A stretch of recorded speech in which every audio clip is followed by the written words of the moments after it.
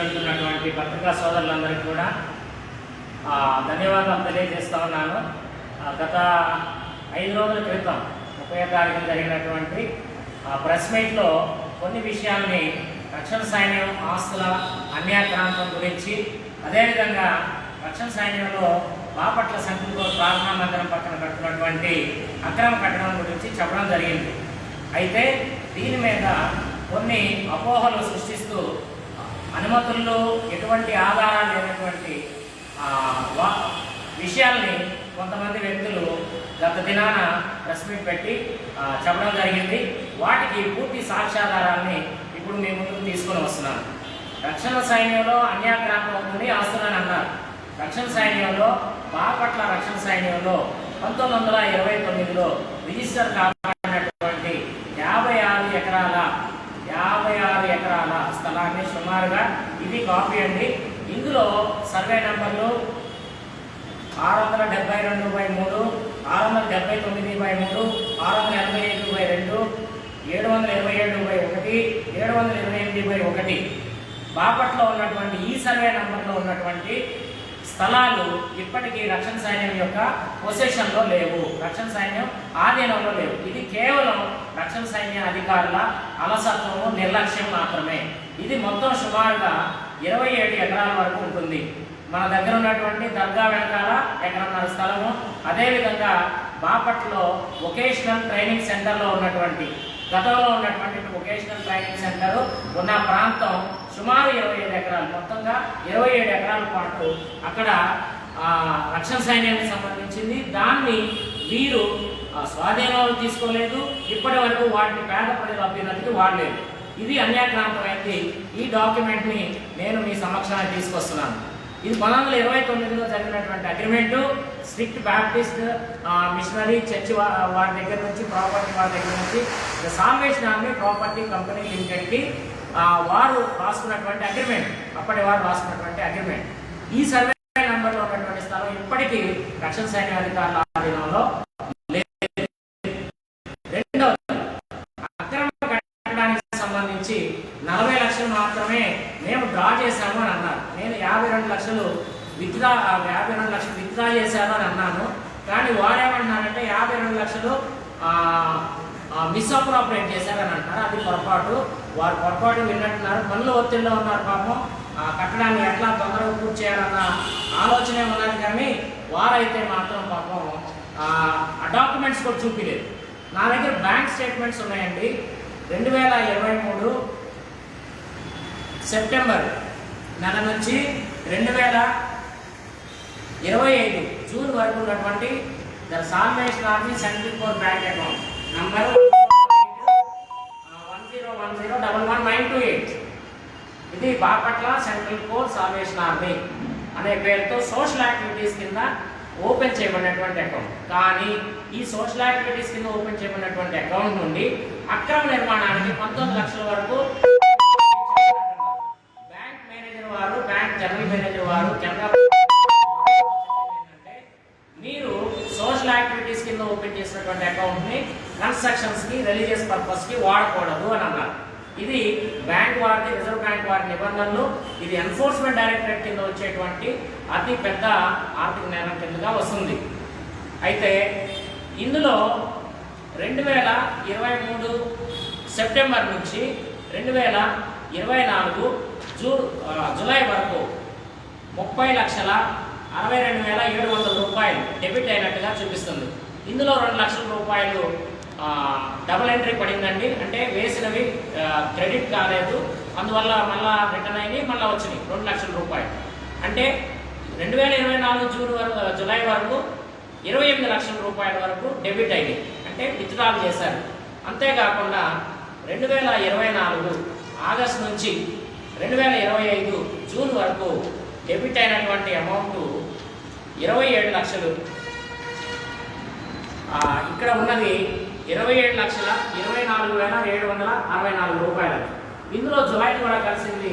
వాటిని తీసేసాము.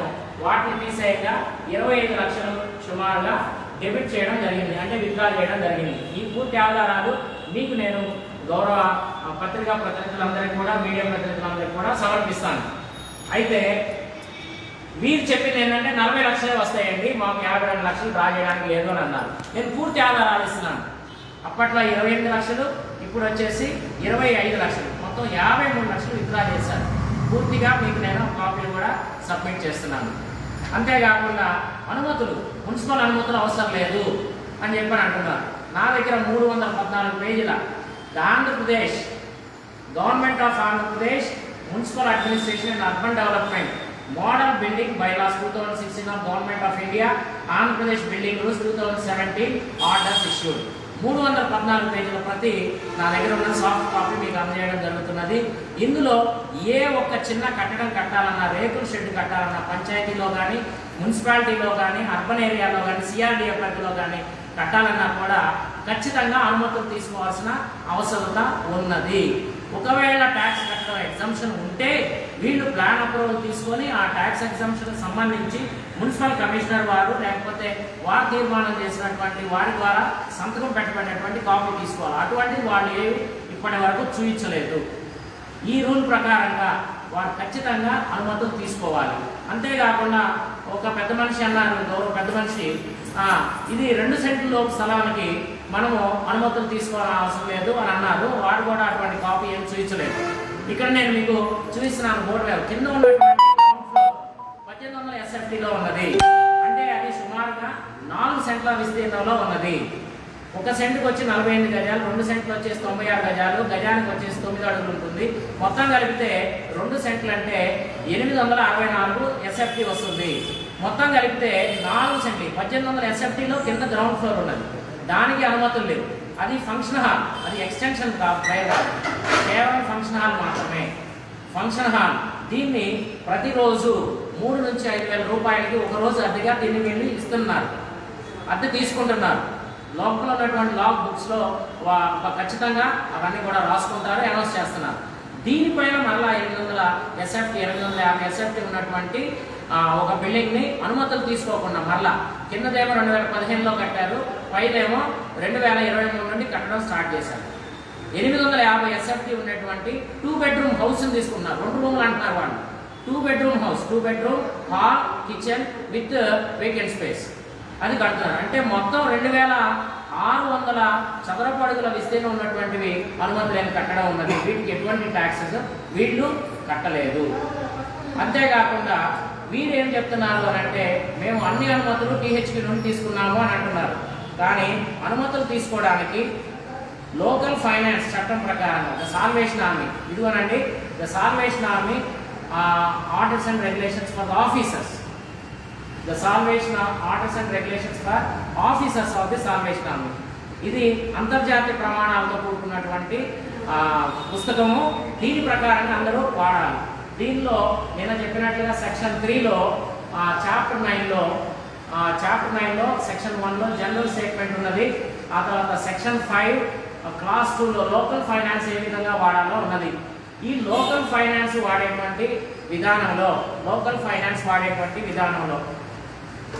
సంఘానికి సంబంధించినటువంటి ప్రతి పైసాని కేవలము పూర్ ఆఫీసర్ అలవెన్స్కి, స్వీపర్ ఛార్జెస్, మెయింటెనెన్స్ ఛార్జెస్, ఆ తర్వాత వాచ్మెన్ ఛార్జెస్, ఎలక్ట్రిసిటీ బిల్స్ మాత్రమే వాడాలి. ఇతర డిడక్షన్స్ ఉంటాయి, డివిజన్ డిడక్షన్స్ ఉంటాయి, టెరిటరీ డిడక్షన్స్ ఉంటాయి, వీటికి మాత్రమే వాడాలి. వాటికి మినహాయించి ఎటువంటి కన్స్ట్రక్షన్స్కి వాడకూడదు. కానీ వీళ్ళు కన్స్ట్రక్షన్స్కి మాకు అనుమతి ఉంది అని చెప్తున్నారు, కానీ అటువంటివి లేదు. ఉంటే కనుక వాళ్ళు అప్పుడున్నటువంటి టెరిటోరియల్ కమాండర్ నుండి కానీ, అప్పుడున్నటువంటి ప్రాపర్టీ సెక్రటరీ, ప్రాజెక్ట్ సెక్రటరీ లేక ఫైనాన్స్ సెక్రటరీ నుండి అనుమతులు చెప్పాలి. అయితే మాకున్నటువంటి ఇన్ఫర్మేషన్లో major Chinta Prabhat, finance secretary, territorial headquarters, అతని ఫోన్ నెంబర్ కూడా మీకు ఇస్తానండి. అతను గత సంవత్సరంలో ఈ బిల్డింగ్ స్టార్ట్ చేయడానికి ముందు, గత కాలంలో అప్పుడు కూడా ఫైనాన్స్ సెక్రటరీగా ఉన్నారు. ఆయన దీన్ని పూర్తిగా మీరు అనుమతులు తీసుకోండి అని వీళ్ళకి లెటర్ ఇవ్వడం జరిగింది. కానీ వీరు అనుమతులు తీసుకోలేదు. 2023లో నేను గౌరవ కలెక్టర్ గారికి ఫిర్యాదు చేసినప్పుడు గౌరవ కలెక్టర్ గారు మున్సిపాలిటీ వారిని ఆదేశిస్తే మిస్ ఉదయశ్రీ అనే ఆమె బాపట్ల 2వ వార్డు సచివాలయంలో పనిచేస్తూ తను ఫోన్ ద్వారా నన్ను కాంటాక్ట్ చేశారు. ఇది అనుమతులు లేని ఎకరం కట్టడం అన్నారు, ఎవరుంటారు ఇక్కడ అని చెప్పి కాంటాక్ట్ చేయడం జరిగింది. కన్సర్న్ పర్సన్స్ని నేను వాళ్ళకి చెప్పి వాళ్ళ ఫోన్ నెంబర్లు ఇచ్చినప్పుడు వాళ్ళ దగ్గరికి వీళ్ళు వెళ్ళి డిసెంబర్లో ఒక నోటీస్ ఇవ్వడం జరిగింది. అదేవిధంగా కన్ఫర్మేషన్ ఆర్డర్ అంటారు. కన్ఫర్మేషన్ ఆర్డర్ అంటే ఫస్ట్ ఏమో వాళ్ళు డీవియేషన్ ఆఫ్ ఆర్డర్ కింద, డీవియేషన్ ఆఫ్ ప్లాన్ కింద ఒక నోటీస్ ఇచ్చారు. తర్వాత కన్ఫర్మేషన్ ఆర్డర్ కింద ఫిబ్రవరిలో కూడా నోటీస్ ఇవ్వడం జరిగింది. ఉదయశ్రీ గారి నంబరు, ఫోన్ నెంబరు, అదేవిధంగా ఆమె ఎప్పుడెప్పుడు ఆర్డర్స్ ఇచ్చారనేది కాపీ కూడా మీకు ఇస్తాను. ఆ కాపీస్ మేము అడిగినప్పుడు మున్సిపాలిటీ వాళ్ళు దగ్గర తీసుకోవాలి అండి, మున్సిపల్ అథారిటీస్ మాత్రమే తీసుకోవాలి, మేము ఇవ్వడానికి అధికారం లేదండి అని చెప్పని అన్నారు. అందుకోసం అని చెప్పేసి ఆ కాపీస్ అయితే నా దగ్గర లేవు. కానీ వారు నాతో ఫోన్లో చెప్పారు ఖచ్చితంగా, ఉదయశ్రీ మేడం గారు వీళ్ళు అనుమతులు తీసుకోవట్లేదు, వీరికి నోటీసులు ఇచ్చామన్నారు. 2024 ఫిబ్రవరిలో నోటీసులు ఇచ్చామన్నారు. అయినా ఇప్పటి వరకు కూడా వారు ఆ కట్టడాన్ని కొనసాగిస్తూనే ఉన్నారు. ఇప్పటికీ వాళ్ళు అక్రమ కట్టడాన్ని కొనసాగిస్తూనే వారు ఏం చేస్తున్నారు అని అంటే దాన్ని ఓపెన్ చేసి అక్కడ ఉన్నటువంటి ఆరాధనకు వచ్చేటువంటి 300 మంది ప్రాణాలతో చెలగాట ఆడతారు. ఎందుకంటే ఇది రెసిడెన్షియల్ పర్పస్ కోసం కడుతున్నారు. అక్కడ ఎటువంటి అగ్ని ప్రమాదం జరిగినా, సిలిండర్ బెల్న ఎటువంటి అగ్ని ప్రమాదం జరిగినా అక్కడ ఆరాధనకు వచ్చేటువంటి 300 మంది ప్రాణాలకి హాని ఉన్నది. కాబట్టి ప్రజా ప్రయోజనార్థమై మేము కలెక్టర్ గారిని, అదేవిధంగా గౌరవ మంత్రివర్యులు శ్రీ నారా లోకేష్ గారికి ఫిర్యాదు చేయడం జరిగింది. నారా లోకేష్ గారు డిస్ట్రిక్ట్ కోఆపరేటివ్ ఆఫీసర్, బాపట్ల జిల్లాకు సంబంధించిన డిస్ట్రిక్ట్ కోఆపరేటివ్ ఆఫీసర్ గౌరవనీయులు శాంసన్ గారిని ఎంక్వైరీ ఆఫీసర్గా వేశారు. వాళ్ళ ముందు నేను నా యొక్క ప్రమాణపూర్వకమైనటువంటి స్వర్న్ డిపోజిషన్ వాంగ్మూలాన్ని 13 అంశాలతో ఇవ్వడం జరిగింది. మరి ఇదే సాల్వేషన్ ఆర్మీ అసోసియేషన్లో ఉన్న వేరే కట్టడాలకి ప్రాపర్టీ ట్యాక్స్ కట్టారు. విజయవాడలో వాటికి 2 లక్షల వరకు ప్రాపర్టీ ట్యాక్స్ కట్టారు. ఆ పేపర్స్ కూడా మీకు ఇవ్వడం జరుగుతుంది. అంతేకాకుండా ఇదే ప్రాంతంలో ఈ మధ్య మున్సిపల్ అధికారుల ద్వారా మేము తెలుసుకున్నది ఏంటంటే ఒక బంగ్లా, టీసీ గారి బంగ్లాకి, అంతేకాకుండా సాల్వేషన్ ఆర్మీ స్కూల్ మూసివేయడం ద్వారా అది ప్రైవేటైజేషన్ చేయబడింది. కాబట్టి అక్కడ ఉచిత విద్య లేదు. కాబట్టి అక్కడ సాల్వేషన్ ఆర్మీ స్కూల్లో ఉన్నటువంటి ఇతర బిల్డింగ్స్ కూడా మున్సిపల్ అధికారులు ఎక్కువ మొత్తంలో పెనాల్టీతో వాళ్ళకి ట్యాక్సులు విధించకపోతున్నారు అనే విషయం కూడా మాకు తెలిసింది. ఈ విషయాన్ని పత్రికా సోదరుల ద్వారా మేము ప్రజల వద్దకు తీసుకువెళ్ళాలని చెప్పి నేను సవినయంగా కోరుతా ఉన్నాను. మరి నిన్న గతంలో ప్రెస్ మీట్ పెట్టిన వారు ఏ ఒక్క డాక్యుమెంట్ ఇవ్వలేదు. వారు పనుల ఒత్తిడిలో ఉండుంటారు. కానీ మరి ఇప్పటికైనా వారు ముందుకు వచ్చి 52 లక్షలు డ్రా చేశారు. అందులో మిస్అప్రాప్రియేట్ అయిన అమౌంట్ 20 లక్షల పైనే. నేను చెప్పిన అమౌంటే వాళ్ళు చేశారు. కానీ దానికి కేవలం 14.85 లక్షలు మాత్రమే ఎస్టిమేషను. మరి ఒక సంవత్సరంలోనే ఇంత మొత్తం ఎందుకు పెరిగిందో తెలియటం లేదు. అందులో 10 లక్షలు మాత్రమే సెంట్రల్ కోర్ అమౌంట్ నుండి మీట్ అవ్వాల్సి ఉన్నది. 5 లక్షల రూపాయలు టెరిటోరియల్ హెడ్ క్వార్టర్స్ నుండి మీట్ అవ్వాల్సి ఉన్నది. అయితే టెరిటోరియల్ హెడ్ క్వార్టర్స్ నుండి ₹1 రాలేదు. ఇక్కడైతే మాత్రం 10 లక్షలు కాదు 20 లక్షలు దానికి వాడామంటున్నారు. మిగిలిన అమౌంట్స్ కూడా ఎందుకు వాడారో కూడా మేము చెప్పాలని డిమాండ్ చేస్తున్నాము. వారైతే గౌరవనీయులు పెద్దలు, వారు వయసులో పెద్దవాళ్ళు, ఉన్నత ఉద్యోగాలు చేసిన వాళ్ళు, వారు ఎప్పటికీ ఏ ఒక్క డాక్యుమెంట్ కూడా బయటకు చూపెట్టలేదు.